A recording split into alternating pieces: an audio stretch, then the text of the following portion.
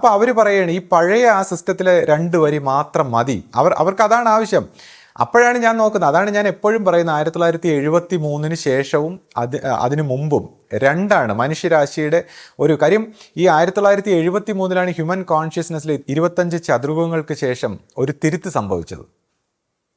അപ്പോൾ ഈ തിരുത്ത് സംഭവിക്കുന്നതിന് മുമ്പുള്ളൊരു കാലഘട്ടവും ശേഷവും 2 രീതിയിലാണ് പരിണാമം.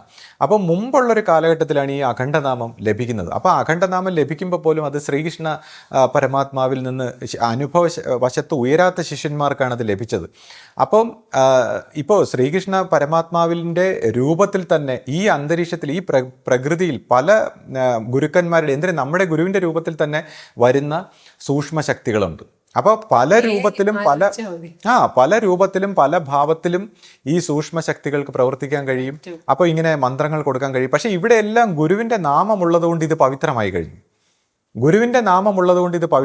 അപ്പോൾ ഗുരുവിൻ്റെ നാമമുള്ളത് കൊണ്ട് ഇതിപ്പോൾ പക്ഷേ ഗുരു 1973 ഈ ഒരു അവസ്ഥാ പൂർത്തീകരണത്തിലേക്ക് എത്തിയില്ല. ഗുരുവിൻ്റെ ദേഹവിയോഗം അവിടെ വെച്ച് സംഭവിച്ചിരുന്നെങ്കിലോ ഇത് കടക്കാതെ ഈ നാമമന്ത്രവും ഇതുമെല്ലാം ഈ 7 സ്റ്റേജിനകത്ത് നിന്നുപോയത്.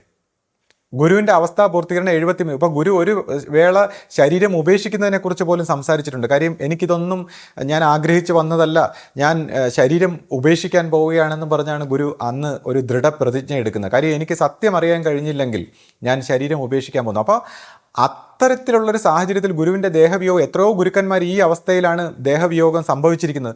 അപ്പോൾ തീർച്ചയായിട്ടും അവർ ഈ 7 അവസ്ഥ കൊണ്ടുള്ള ഒരു പാറ്റേണിലാവുകയും ആ മന്ത്രവും ഈ പറയുന്ന സങ്കല്പങ്ങളും എല്ലാം ഈ മെൻ്റൽ പ്രോഗ്രാമിൻ്റെ ഒരു ഭാഗമായി മാറും. അങ്ങനെയാണ് എല്ലാ ഗുരുക്കന്മാരെയും ഇവരൊരു അവതാര പുരുഷനാക്കി മാറ്റുന്നത് ഈ ഒരു സിസ്റ്റത്തിനകത്തുള്ള. അപ്പം എന്നാൽ നമ്മുടെ ഗുരുവിനെ സംബന്ധിച്ച് ഈ അവസ്ഥാ പൂർത്തീകരണം കടന്നു, ഇങ്ങനൊരു മെട്രിക്സിനെ തകർത്തു. ഗുരു പരമപ്രകാശത്തിൻ്റെ ലൈറ്റ് ഈ മെട്രിക്സിലേക്ക് വീണ്ടും കൊണ്ടുവന്നു. അപ്പോൾ യുഗാന്തരങ്ങളായിട്ടുള്ള ഈ തെറ്റ് തിരുത്തപ്പെട്ടു എന്ന് നമുക്കുള്ള ഒരു അറിയിപ്പ് കിട്ടി. അപ്പോൾ അതുകൊണ്ട് തന്നെ ഗുരുവിൻ്റെ നാമം വഹിക്കുന്ന ഈ 2 വരികൾക്കും പ്രാധാന്യമുണ്ട്. അത് പണ്ട് കിട്ടിയതാണെങ്കിൽ പോലും, നേരത്തെ കിട്ടിയതാണ്, അനുഭവവശത്ത് ഉയരാത്ത ശിഷ്യന്മാർക്ക് കിട്ടിയതാണെങ്കിൽ പോലും ഗുരുവിൻ്റെ നാമം വഹിക്കുന്നതുകൊണ്ട് അതിന് പരിപൂർണമായ അർത്ഥത്തിൽ അത് പ്രകാശ സ്രോതസ്സിൻ്റെ നാമസ്വരൂപമായി മാറിക്കഴിഞ്ഞു. അതിനുശേഷം ഈ ഗുരുവിൻ്റെ 1997 ഗുരുവിൻ്റെ ഒരു ഘട്ടങ്ങൾക്ക്, പല രീതിയിലുള്ള ഘട്ടങ്ങൾക്ക് മാറ്റം വന്നു. അതായത് ഇത് പടിപടിയായിട്ട് ഈ ദൈവികമായിട്ടുള്ള ധർമ്മം പടിപടിയായിട്ടാണ് റിവീൽ ചെയ്യുന്നത്. കാര്യം എല്ലാം കൂടെ ഒരുമിച്ച് റിവീൽ ചെയ്ത് കഴിഞ്ഞാൽ ഈ അന്തരീക്ഷത്തിൽ അത് അങ്ങനെ വന്നുകൂടാ. കാര്യം ഈ മെട്രിക്സ് അതിനെ മാറ്റിമറിക്കാൻ സാധ്യതയുള്ളതുകൊണ്ട് ഇത് പടിപടിയായിട്ട് ഓരോ തലങ്ങളും വരുമ്പോൾ പുതിയ ഒരു തിരുത്തായിട്ട് ഈ അഖണ്ഡനാമത്തിൻ്റെ 3ാമത്തെ വരി കിട്ടിയപ്പോൾ അതാണ് അതിൻ്റെ ആ പൂർണ്ണത.